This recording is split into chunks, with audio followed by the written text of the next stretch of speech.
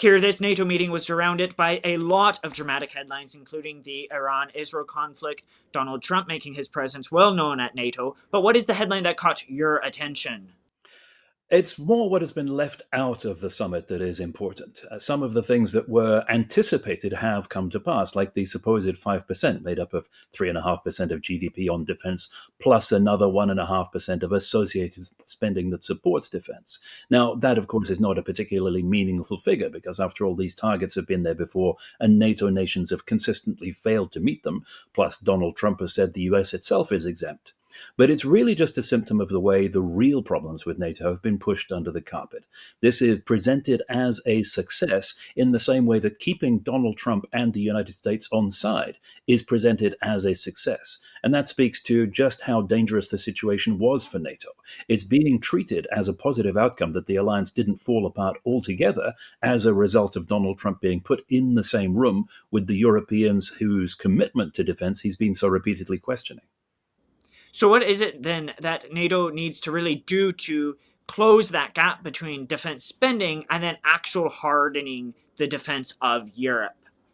Well, one thing that's been overlooked again in this summit is that NATO has already laid out very clearly what it thinks it needs to deal with all the potential problems that are coming down the track, up to and including a direct challenge from Russia.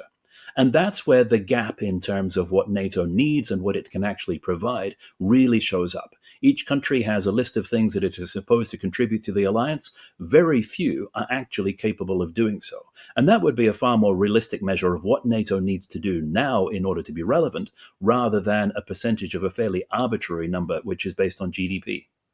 So to ask directly about Donald Trump, he really made his presence known here, commenting that he may not believe Article 5 is entirely binding. There were some very odd comments during the conference. What do you make of his presence there this year? Everybody's been hanging on Trump's every word to try get some kind of clue as to what he's thinking. But of course, that's of limited use when what he's thinking seems to change so rapidly from one day to the next. The underlying problem, of course, is that the current United States administration sees itself as a partner with Russia rather than a country that needs to defend itself against Russia.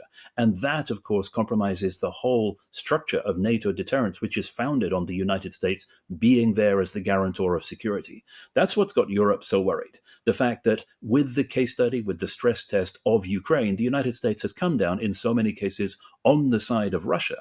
So at the beginning of the conference, Mark Rutte said that the Taiwan Strait cannot be seen as a distant issue and that Beijing may call on Russia as a junior partner. I want to get your opinion and analysis on those comments.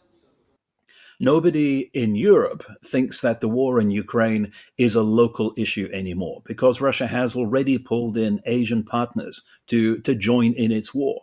Iran, North Korea, indirectly China, all already involved in this onslaught on Europe. So there is already a global conflict underway, and it's reasonable to assume that if China were interested in taking advantage of the opportunity that's presented by the United States' hesitancy in deterring aggression, then Russia might well be enlisted as a junior partner to create a distraction elsewhere.